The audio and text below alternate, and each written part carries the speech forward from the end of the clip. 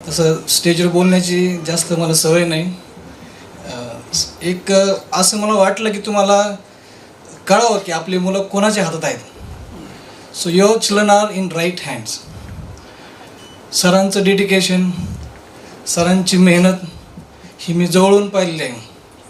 कारण आम्ही शिक्षणापासून रूममेट्स, एकाच रूममध्ये राहणारे आम्ही मुलं, एकाच सायकलवर फिरणारे आम्ही मुलं.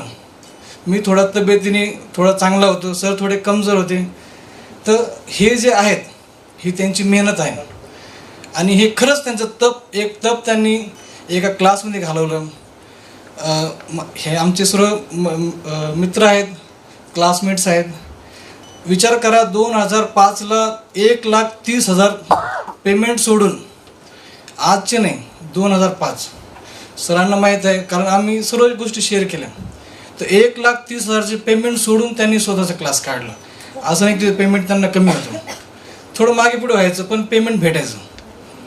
नंतर एक दिवस जीवलग आम्ही म्हणजे चपाती शेअर करणारे मुलं होतो.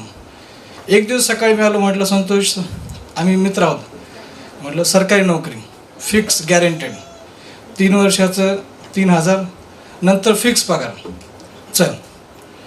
त्यांच्याकडे त्यांनी कधी गोल, ते जे म्हटले मी गोल मोठा असावं. मी आपलं सायकल घेतलो खुश, त्यानंतर मोटरसायकल घेतली खुश. सर म्हण नाही, मी पायी चालेन पण मी कारच घेणार. आणि त्यांनी खरंच कार घेतली, 10 लाख त्यावेळेस 2003 किंवा 4ला. आणि आम्ही मोटरसायकलमध्ये खुश. मग त्यांनी क्लास जॉईन केला, मी ट्युशन घ्यायचो. मग मी सरकारी नोकरी भेटली मला. आम्हाला टॅलेंटवर भेटलं, आम्हाला काय कोणी खैरात दिली नाही. कारण आम्ही पण, सर आमचे हे पण माझे क्लासमेट आहेत जे आता बोलले. आणि असं आम्ही सर्वसाधारण पहिल्यापासून, पण high thinking, we have high thinking. सरांची पण आहे, माझी पण आहे. आम्ही राहायला जरी सर्वसाधारण असलो परंतु विचार मात्र आमचे मोठे आहेत. सरांना मी जॉब आता चला आणि चला लगेच जॉईनिंग, आणि तुम्ही 3 वर्ष शिक्षण सेवा करा, तुम्हाला फुल पेमेंट. औरंगाबादमध्ये छत्रपती संभाजीनगरमध्ये कुठे जायचं नाही, कुठे यायचं नाही. सर म्हटले नाही, मी करणार. तर सोडले अक्षरशः, म्हणजे ते केली नाही. तर त्यानंतर आज आता ह्या गोष्टीला झाले जवळपास 18 वर्ष. एकदाही मला सर बोलले नाही की अरे यार मी ती नोकरी सोडली आणि आता म्हणजे खूप मोठी चुकी केली, कधीच नाही.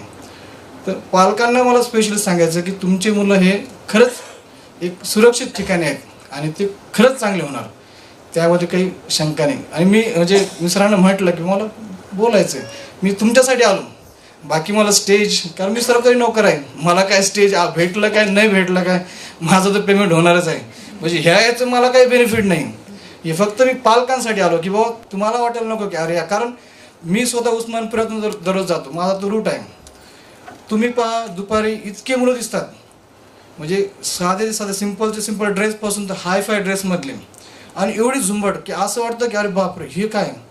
आणि तुम्ही जर घरून निघले तर तुम्हाला इतक्या ॲड दिसतील, एवढे मोठे क्लास दिसतील, हायफाय लोक दिसतील. अशा क्लासमध्ये हा VIP क्लास आपण निवडला, चुकी तर नाही केली. तुम्हाला असं वाटत असेल की आपण चुकी तर नाही केली हे क्लास निवडणं, तर ही तुमची चुकी नाही, हे तुमचं राईट डिसिजन आहे. आणि हे तुमचं डिसिजन तुम्हाला आज नाही भविष्यात तुम्हाला माझे शब्द आठवतील की हां खरंच आपण खरं डिसिजन घेतलं, चांगलं राईट टाईम डिसिजन घेतलं. आपण कोणत्याही ॲडव्हर्टाईजमेंटला, कोणत्याही म्हणजे किंवा झकपक जे असते, मी क्लास पाहिलं सरांचं, मला तर खूप दिवस म्हणायचे या सरकारी नोकर आहे, गेलं तर गेलं, नाही गेलं तर नाही गेलं, काय फरक पडतो. पण मी आता मित्रप्रेम म्हटलं नाही गाडी, सरांचं क्लास मी स्टेटस पाहायचो, एवढा छान क्लास केला, आपण जात नाही पाहायला. मी गेलो पाहिलं, खूप AC वगैरे आहे, सर्व गोष्टी आहेत, म्हणजे फॅसिलिटीज. मला सांगायचं तात्पर्य की तुम्हाला कदाचित दुसऱ्या क्लासमध्ये आणखी खूप फॅसिलिटीज असतील.